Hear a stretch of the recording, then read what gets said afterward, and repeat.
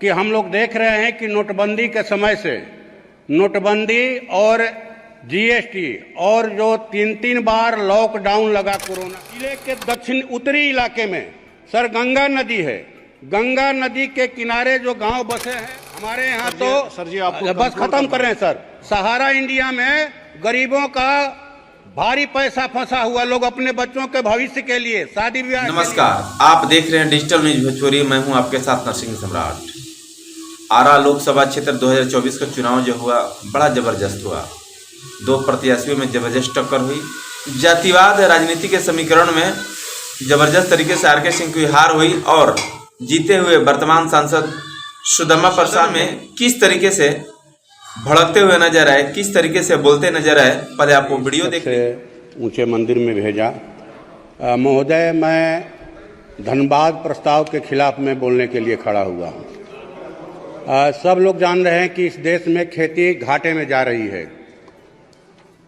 बढ़ते महंगाई के कारण, लागत सामग्रियों के कारण खेती में किसानों को घाटा हो रहा है और जिन भूधारी किसानों के पास या भूस्वामियों के पास रोजगार का दूसरा विकल्प है, वो खेती नहीं करना चाहते, वो अपनी खेती बटाई पर लगा रहे हैं, मनी पर दे रहे हैं, पट्टे पर दे रहे हैं। आटे की खेती का भार देश के बटाईदार किसानों ने अपने कंधों पर उठा रखा है, लेकिन उन्हें किसान नहीं समझा जा रहा है।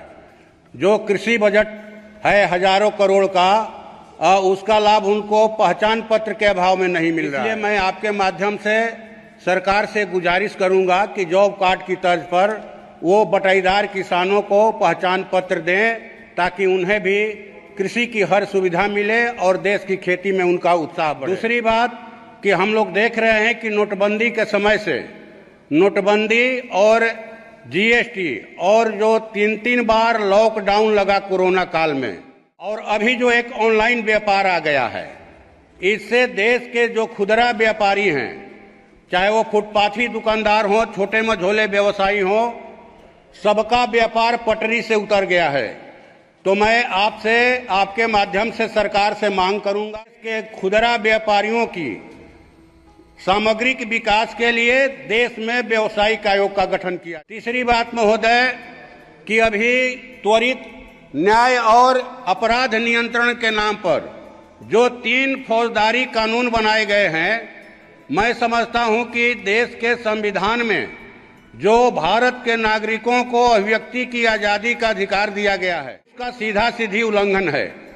ये उल्लंघन ही नहीं है, बल्कि देश को कहा जाए कि पुलिस राज में तब्दील करने का एक तरह से षड्यंत्र है, और पुलिस को अस्थायी तौर पर कहा जाए कि संस्थागत रूप से आपातकाल लगाने की मन कहा जाए कि छूट दी गई है। धरना प्रदर्शन करेगा, भूख हड़ताल करेगा, तो उसको भी अपराध की श्रेणी में रखा गया है और अपराधियों की तरह उनको भी सजा मिलेगी। मैं समझता हूं अब जो है कि ये माने थानेदारों के विवेक पर इस बात को छोड़ दिया गया कि वो एफआईआर करेंगे कि नहीं करेंगे। थानों में जो डिटेंशन की अवधि थी 15 दिन, उसको बढ़ाकर 60 दिन से 90 दिन कर दिया। मैं समझता हूं कि इससे तो आप आरोपी से कुछ भी उगलवा सकते हैं प्रताड़ित करके। इसलिए इस कानून को फिर से सदन के पटल पर रखा जाए, इस पर पुनर्विचार हो और जो है माने कहा जाए कि इसको माने जो जरूरी राय सुझाव आए उसके आधार पर इसको आगे बढ़ाया जाए। हमारे यहाँ खेती जो है सोन नहरों के आधार पर होती है।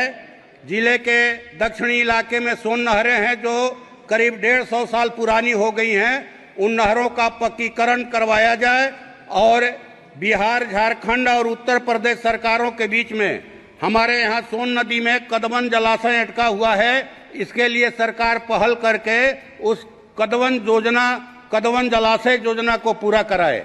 हमारे यहाँ जिले के दक्षिण उत्तरी इलाके में सर गंगा नदी है। गंगा नदी के किनारे जो गांव बसे हैं, हर हमेशा उनमें कटाव होता है, तो कटाव के रोकथाम के लिए ठोकर बांध का निर्माण किया जाए। आगलगी होती है, पंचायत लेवल पर फायर ब्रिगेड गाड़ियों का इंतजाम किया जाए। मैं आपके माध्यम से सरकार से ये मांग करता हूं। और जो है आपको ये जो सहारा इंडिया में हमारे यहाँ, तो सर जी आप बस खत्म कर रहे हैं सर। सहारा इंडिया में गरीबों का भारी पैसा फंसा हुआ, लोग अपने बच्चों के भविष्य के लिए, शादी ब्याह के लिए, और हमारे माननीय गृह मंत्री जी ने भी आश्वासन दिया था कि हम पैसा दिलवाएंगे। तो सहारा इंडिया में जिन निवेशकों का पैसा फंसा है उसको सर वापस दिलवाया जाए। गरीब बेसब्री से इंतजार कर रहे हैं।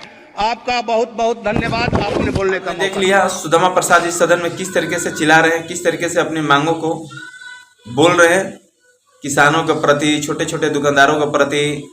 तो आपकी क्या सोच है सुदामा प्रसाद के प्रति? आप लोग कमेंट बॉक्स में अपनी राय जरूर व्यक्त कीजिएगा।